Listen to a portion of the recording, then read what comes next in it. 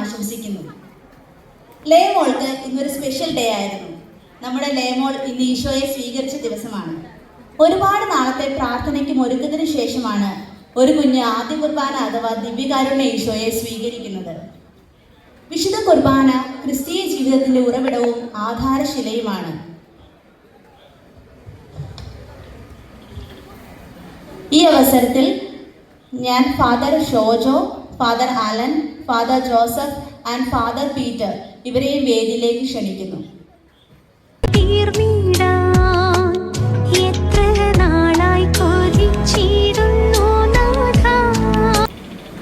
എല്ലാവരും ചേർന്ന് ഒരു നിമിഷം നമ്മുടെ കണ്ണുകൾ അടയ്ക്കാം. പ്രാർത്ഥനയ്ക്കായി ഫാദർ പീറ്റർ നെടുങ്ങാടിനെ ക്ഷണിക്കുന്നു.